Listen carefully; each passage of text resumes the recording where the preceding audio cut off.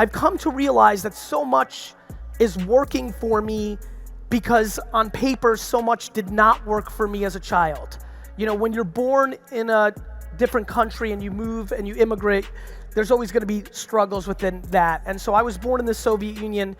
We came to the US when I was 3, and you know, I lived in a studio apartment with multiple family members. It was not glamorous.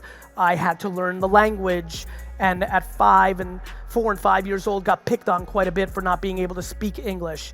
I was an all-time atrocious student, which meant my teachers and the parents of my best friends basically shit on me and told me I wouldn't be successful. I was not ridiculously physically gifted for athletics, so I wasn't dominating in sports. And so when I think about what makes me happy, forget about financially successful, because to be very frank, something that I've decided I'm gonna spend the next 80 years of my life on is, I genuinely think as a society, we have to redefine success and dramatically start downplaying money and start playing up happiness. I appreciate that, and I really mean it, by the way.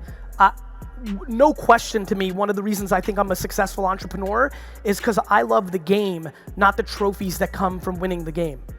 And I think that a lot of people are chasing money because they want to buy shit to conceal insecurities and unhappiness because we're so worried about judgment from everybody else or to prove to everybody else we're winning, and it's completely fucked and we need to completely transform it. And I'm thinking a lot about that. But on that note, all that losing as a kid made me not fear it. The enormous reason, I'm gonna rant for another 50 seconds and tell you to produce an ungodly amount of content on Facebook, Twitter, LinkedIn, Instagram, YouTube, podcast. I will rant and I will push and I will prod and I'll come up with 4 classic analogies and 2 new ones because I love improv, and I'm gonna basically try to will down your fucking throat the thought that you need to put out pictures, video, and written word on the internet, on this device, at scale, because the fact that we get to be humans during this internet era where you get to post shit for free and get free distribution, and yes, eventually the organic reach of the algorithm goes down and everybody fucking cries about it, but let me remind all of you, it's fucking free. I will sit here and pound that message down your throat. I will talk about self-awareness, how you have to be good and figure out what you're good at. Are you comfortable in front of a camera? No, no big deal. Audio clip it. Great, you're not good at that? Right. I don't care how you do it. I definitely don't think you should do it like I do it. I do it my way. But if you are not producing content around your business or whatever you're trying to achieve by being here, you are in a place where you will continue to lose leverage, while the person that does produce content for Facebook, Twitter, Instagram, TikTok, LinkedIn, YouTube, they will continue to gain leverage. It's as simple as that. Everything that has happened in society around the human race over the last forever years has been predicated on communication. Everything that you're talking about in your life, parenting, politics, business, entertainment, is completely predicated on contextual, contemporary communication. And I have really nothing else to say. I can literally fucking leave the stage right now and feel good. I mean that. I couldn't be more passionate around getting everybody to understand that wherever we go with the Q&A right now, it's all gonna lead to one thing, which is, do you understand yourself and what you're trying to achieve? Are you in a place where you've actually started the process of not worrying about what your parents or your friends or your spouse thinks about you? And once you get into that good place, you will not fear to post content on, I do not fear posting content of me taking, a Saturday and garage sailing and buying something for $4 and selling it for $8 and having enormous joy in that, even though hundreds of comments on YouTube are, well, you lost money because of fuel and time. I don't give a fuck, Larry. I do not fear about putting out the content that I will put over the next month about everybody should invest in sports cards because I think I'm right, and I don't care if you think I'm stupid or it's a waste of time. You can only start communicating and getting results for your business when you believe.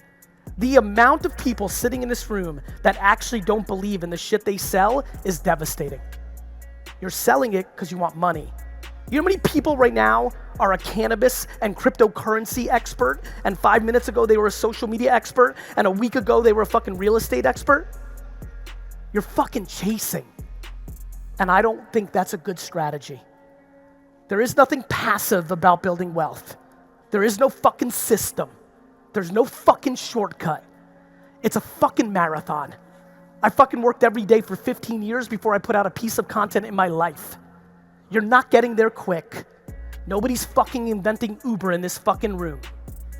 We need to quantify what's happening here, and what's happening here is we are ridiculously lucky to be living right now because our grandparents didn't have the ability to have the internet in their pocket. This computer that I'm holding in my hands is more powerful than the computer that Ronald Reagan had running America in the 80s. That is insanity.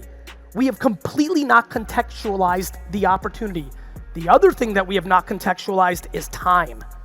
If there's been any breakthrough in my mind over the last half decade, it's, oh shit, my ability to contextualize time slightly better than the masses is why I'm so happy. Of course I can be patient when I think 43 is young as fuck. You know how many people are sitting here at 28 fucking nervous as shit thinking they missed their moment?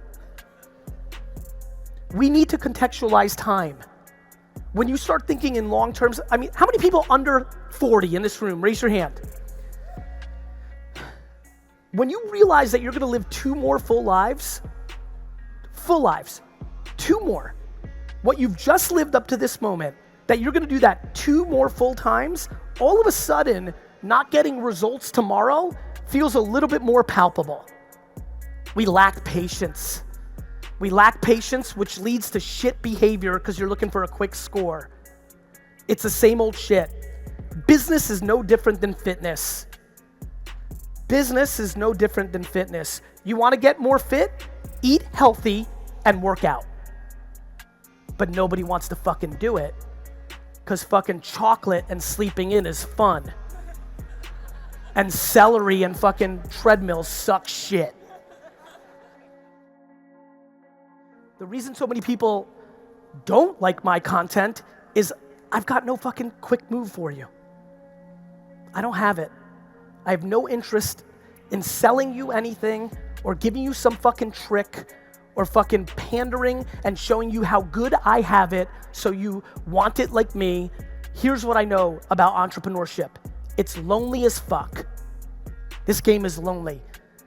You know what entrepreneurship is? You're on at all times. I've got fucking 5 offices globally, and right now there might be a leak in the Singapore office, and that's my fucking problem, right? It takes a lot of work. It takes a lot of work, and it takes a long, long, long time. We are now in the era where entrepreneurship is cool. For everybody who is 35 and older, we grew up when it wasn't cool. For everybody who's 25 and younger, people like me seem cool now. We were fucking dorks in the 80s.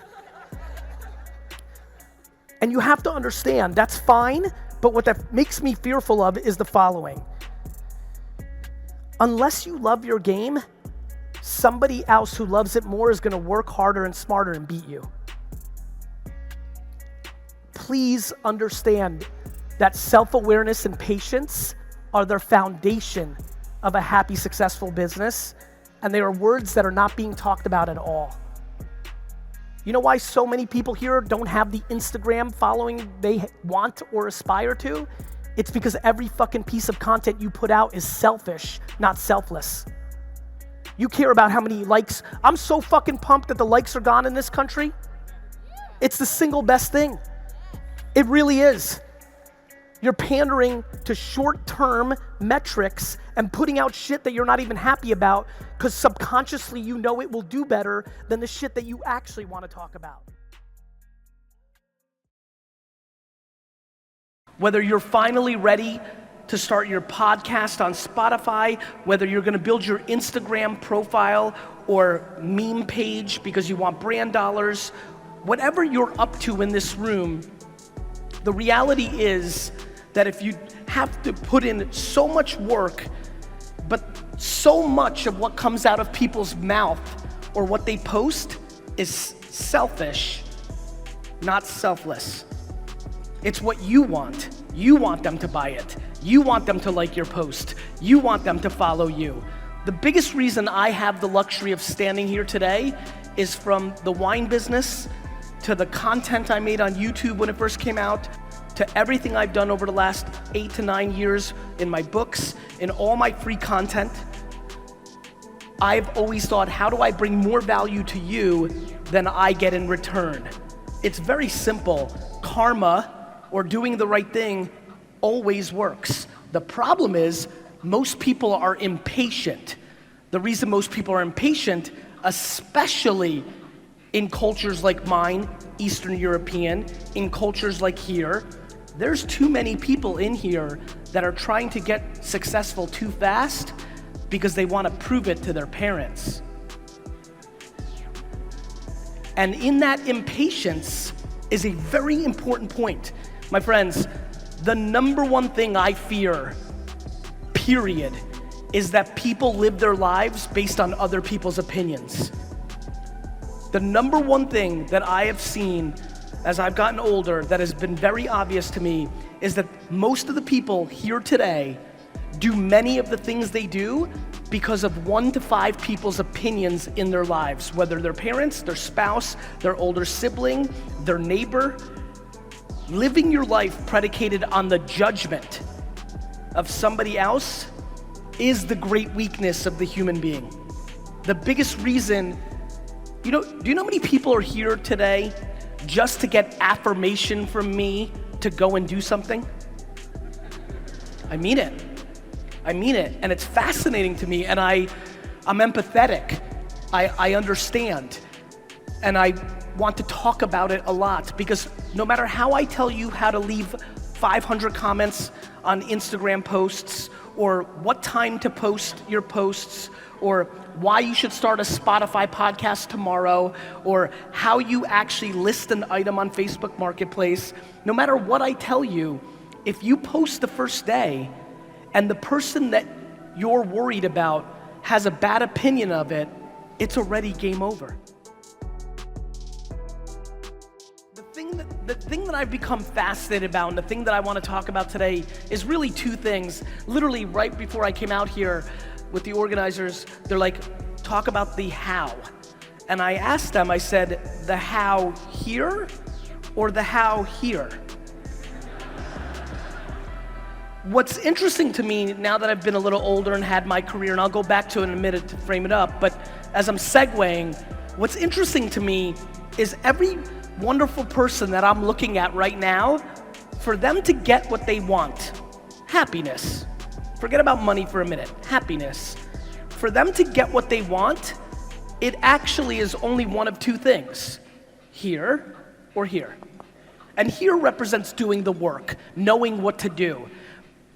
My whole career, as I got more known on the internet, I did not want to be a motivational speaker, and I spent many years not talking about this.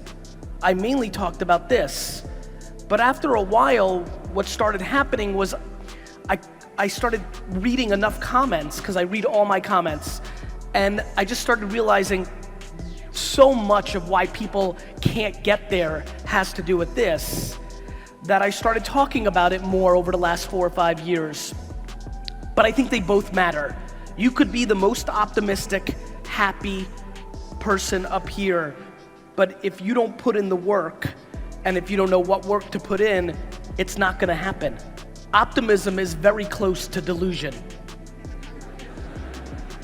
However, I believe that optimism is the fuel to practicality, right? If you don't believe you're doing it for a reason or it's exciting, you're not gonna wanna put in the hours of the work. And so, That's who I've always been. I've always been ambitious and happy. I was very fortunate. I had a tremendous mother who loved me very, very much, so I felt good. However, she did not create entitlement. When I lost or when I was doing bad, she told me. She didn't make a fake environment, which is a huge factor. And to be honest, my biggest concern about the last 20 years of parenting, too much fake environments, too much entitlement, which is why so many people struggle when they go into the real world, because the real world doesn't care. The real world is not your mama anymore.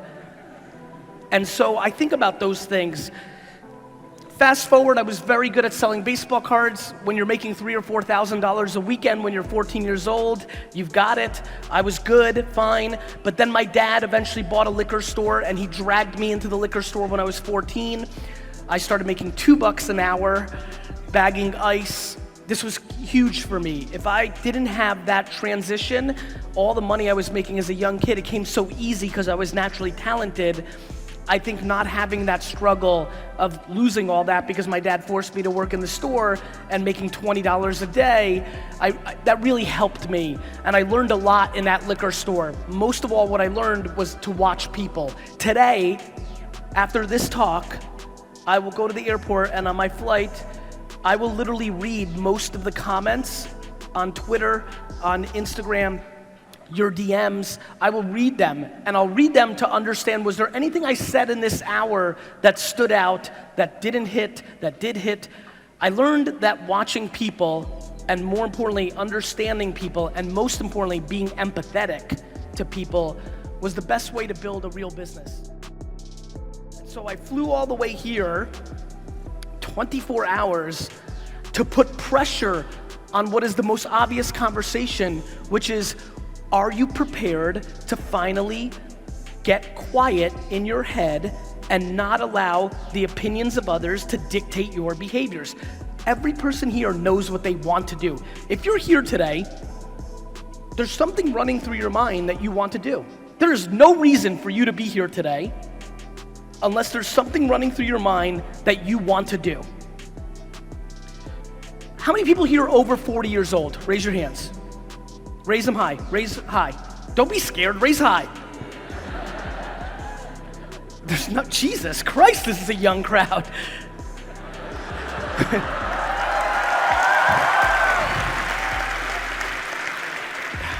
For the very small percentage of us here that are over 40, what? Thanks, brother. There's like 8 of us, bro. For like the 11 of us, look, this is a lot of fun. For the 11 of us, we lived life before this. We were grown. We were grown-ups already before the internet came. I was 18 years old. I'd lived my life, at least the childhood part of my life, without the internet. The biggest thing that excites me, especially in a mature internet market like here, WhatsApp and Facebook and Instagram and YouTube and Spotify, like there's so much opportunity and you don't even have to leave your home. There was no building your life, after hours when I was growing up. When you had a job and you had to take care of something, you didn't then start another job because it was late. But now this allows it. The biggest thing that I want to get across in this little moment of this speech is everybody in here is taking this for granted. Your grandparents, your great-grandparents, your great-great-grandparents, they didn't have this. If you aren't succeeding or attacking your success with this in your hand, then what are you doing? Every single person here has the opportunity to create a profile and a presence online, whether it's yourself or your business or your idea, and the cost is 0. I love when people get mad when Facebook or Instagram's organic reach goes down. I keep reminding them it's free.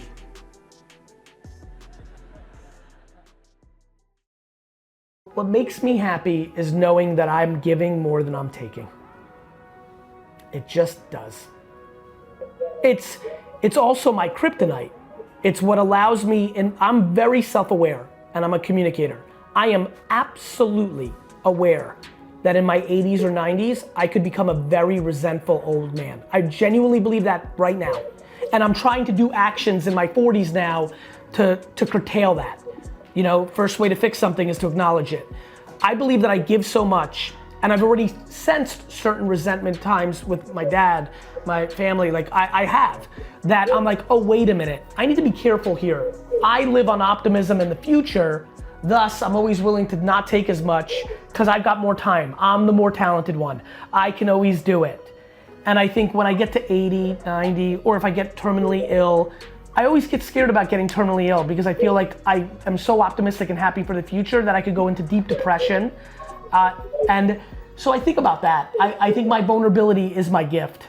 And so what makes me happy is giving more than I take, but I want to be more thoughtful about that going forward because I also don't want that to lead to, you know, resentment down the stretch when I don't see as much time or I don't have as much energy, you know? Totally. Okay. Well, I'm afraid we're running out of time, so I kind of want to close out on one last question, kind of to wrap up. And, you know, as we kind of look out into the horizon, out into the future, you know, given that you are a businessman and such a successful one at that, you know, you run a major corporation, also have your hand in so many other companies. You know, like as we look at all of the conversations happening around social good and progress, I'm wondering if you see a solution, you know, like one of the things that has continuously come up is the concept of like boycotting businesses that aren't toting the morals that we want to see in society. Yeah. I'm wondering where you stand on that. What do you think is effective moving forward for us to push for the world that we want to live in? By individual actions. And also the role of businesses in doing that as well.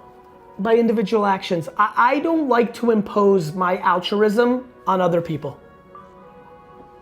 I think we've become way too judgmental without context. And my answer to your question is, we need to lead by action, not by words. Everyone's a tough guy on social. Do you know how many people hashtagged boycott XYZ, but are now using that? So my point of view on this is when we start having conversations where it sounds like you all should, or we should, for me, and by the way, I admire ones that rally, but I like to, for me, I like to do it through action. I'm driven by gratitude. Yeah. I'm incapable of being upset around things that don't matter. Yes. And everything besides the health of 9 people doesn't matter. When a parent of mine passes away, that 11 will become a 0. Yeah, right. For a day, a month, a year, I don't know. I haven't crossed that bridge. But I have put myself in a very interesting box mentally, which is my perspective is binary. It is black and white. Either the 9 or 10 or 11 people I love the most are healthy and woke up this morning and didn't die, and thus I'm fully happy, or not. And losing an account or having people write something bad about me or having a PR headache or something didn't work out the way I wanted or somebody stabbed me in the back or it resonates for a second.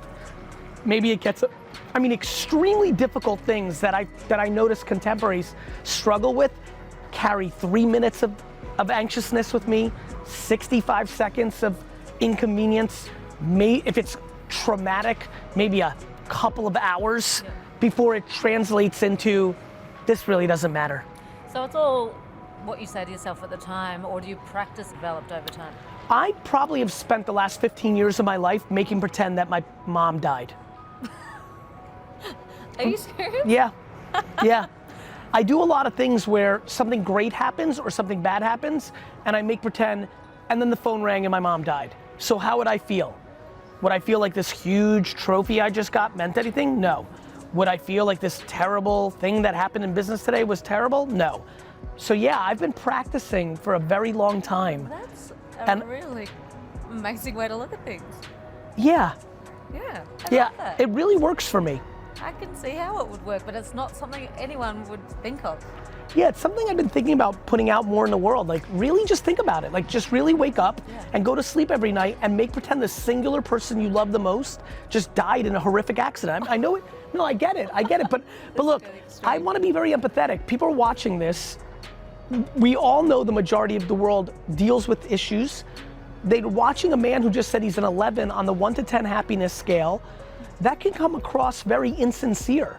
And the follow-up to why I'm there is an extreme, different kind of thought process that isn't talked about in contemporary times that I would like to argue is worth a debate.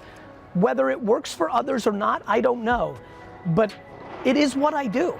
It is what I do. And if people are seeing you as being so successful, they want to know how your brain ticks. So maybe these little things are things we haven't thought about, but we should be thinking about. And if they look at my success as an ability to walk around very light versus the money I've made or the followers I have, then the hack that I just gave is even more powerful. Yeah.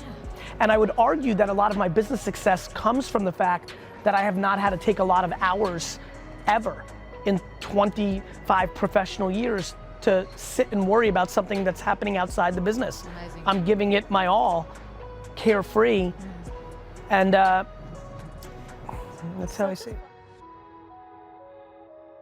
I read an enormous amount of comments. I watch what people consume. I have an obnoxious amount of conversations. There's not an influencer on earth that is more in their community than me, and I'm actually busy because I respect and obsess over my community in a way that I just have not seen anybody else do. I don't know what else to say. I really don't. I feel it's a little bit of an audacious statement, but there is something clearly, deeply entrenched in my soul that is petrified to ever sell out, which makes me feel like I overcorrected in my kindness and human. I don't know what else to say. Like, that's my, if I'm trying to analyze me from afar, like my only something is happened or in me that is just petrified of hypocrisy or being full of shit that just has completely, just makes me happy. Honestly, and by the way, back to staying grounded, staying grounded, it's predicated on that. Like, I don't even know any other option. I just don't know. I don't know. It would scare the living shit out of me for somebody who actually knows me to say something bad about me. They could speak to my flaws or shortcomings, which I have plenty of like anybody else. But my spirit, my intent, my humanity, no fucking way. One of the biggest things that I'm trying to figure out, and I'm super early, which is why I'm not talking about it, but before we worry about the judgment from the outside, most people are crippled by the judgment of themselves, through themselves, without realizing somebody else put that judgment in them. So before we even allow the framework that your actions did that, I'd like to take a step back, because the second you can take a little of that pressure off, it changes the way that you can maybe deal with it. Yeah. You know? Also, how old is he? 12. I mean, it's early, and all you have to do is love and listen. You can't impose what you want him to be. You need to watch carefully and react to what he actually is. If he doesn't like change, he may not be an entrepreneur, and guess what? That's amazing. I have no interest in my children being entrepreneurs. I have interest in them loving what they do the way I love what I do. And whether that makes $4 a year or not, that's it. And by the way, I'm not gonna give them any of my money either. So if they make $4 a year, they're gonna fucking live on $4 a year. And guess what? There's a lot of fuckers in this room making $40,000 a year that are way happier than the millionaires in this fucking hall. Mate, I work 70 to 80 hour weeks like a lot of people in here, but at the end of every day, I'm absolutely exhausted, no energy left. But I noticed there's some entrepreneurs like yourself, you guys seem to generate more energy the more you work and the older you get. How do you do it? How do you get that energy? I fucking collapse when I walk in. Like when I walk in at 11 or 12 p.m., I'm asleep within 8 seconds. How are you bringing all that energy all day? Where's it coming from? I really like what I'm doing. You know how much energy I had in school? dick. I think the more you like it, and listen, there's also like, you know, that's like me asking you how you have a great head of hair. Like at some level, some people just have DNA. Like I've always had a fuckload of energy. That's just what I was given, right? So I also think for me, specifically, the combination of natural energy that was handed to me with whatever chemical infrastructure I have, plus genuinely liking what I do, that's how. So you say the passion and the love is where you get the energy from? Bro, every single person that chases cash over loving the process ends up far less happy than people think. All of them. That's my answer. I'm on it, man. Thank you. You got it.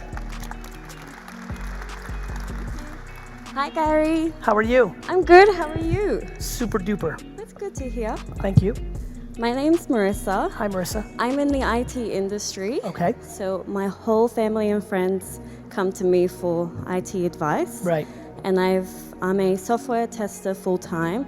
Okay. And I have my part-time web design business. Okay. Just because my family wanted me to make them websites. Understood.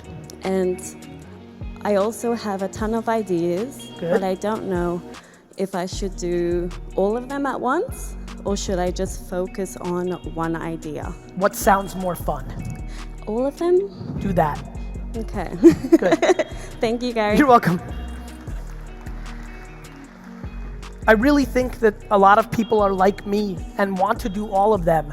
And people that tell you to focus on one are people that are successful at focusing at one. You know, and I'm successful at focusing at a lot. I just think you should see your intuition through, and if you learn that I'm good at it. A lot of people suck at it. The best way to know what to do is to pick one, do it. Obviously, if you pick focusing on one, you'll never know if you're good at focusing on 5. If you pick focusing on 5 and you fuck up, you know to go focus at 1. It's how I think about employees. Hiring is guessing. Firing is knowing.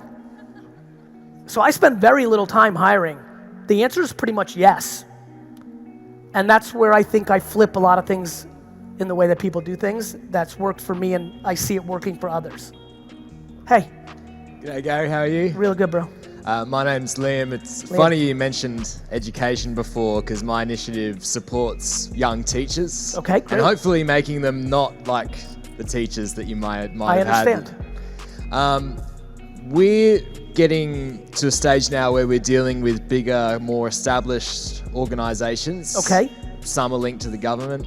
Makes sense. When I've been dealing with them, the opinion has been very anti-technology, very anti-social media. Of course. When I talked to them, they were, static web pages with no interactivity, no Instagram, no Facebook. But we have to work with them to get bigger. Okay. And they're almost seeing my opinions as like a threat or something along those lines. That's exactly what they think. What would be your advice to help deal with an industry that's inherently negative about social media promotion? Not be at the mercy of it like you are now.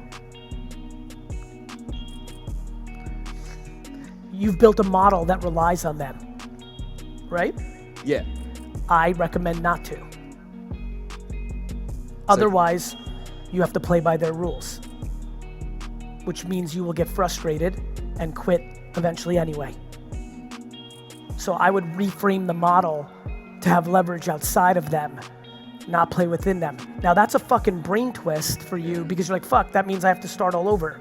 That's what I'm actually telling you to do if you're frustrated by it, or eat the shit sandwich for the rest of your life because you chose to play within their fucking old school bullshit framework.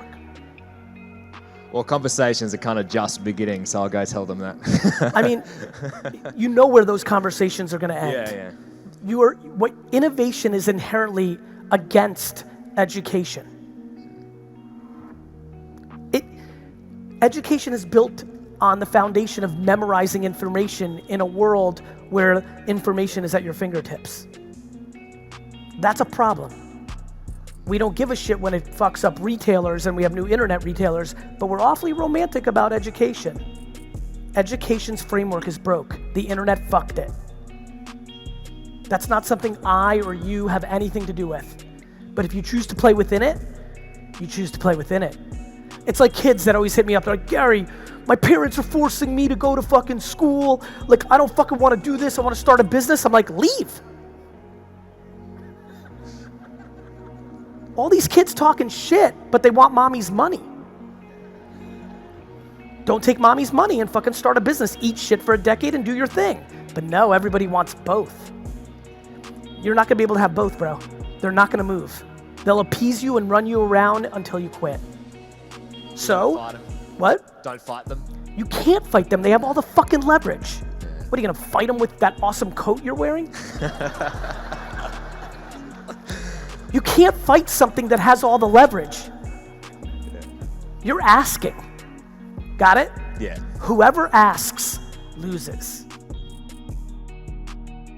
You know, I'm one of those talkers that say like, I want to make a business and all that stuff. And I've been doing a little soul searching, and like, you know how every business you want to help people, and I do find like a lot of fulfillment when I like, you know, help people and like go out and do stuff for people. But at the same time, I'm kind of like perplexed right now because I'd much rather spend like an afternoon playing basketball than going to volunteer somewhere. So that's fine. I'm just wondering, am I like a hypocrite right now, or yeah, I'm just no, you just like confused. fucking basketball. So then, in terms of like passion, then like you should start a basketball business. I'm being serious. Okay.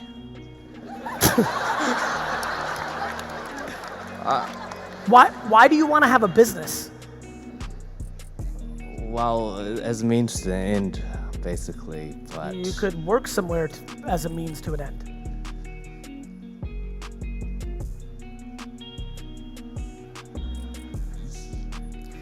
yeah. You know, that's the thing that I'm trying to really have conversations around. This new notion that everybody needs to have a business is laughable. 9 out of 10, you know, small businesses fail. 9 out of 10 people never even try to do a small business.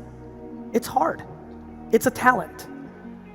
Everybody thinks like now, because of the way the internet works and entrepreneurship is cool, that like, I'm gonna have a business. That's like everybody saying, I'm gonna play professional basketball. That's nice. But, you know, my intuition is you don't have to have a business. Right. But also in terms of like, if you say your passion is helping people, but you'd much rather do something else. You can't fucking help people 24/7 every day. Yeah, right. It's likely that playing basketball helps you help people.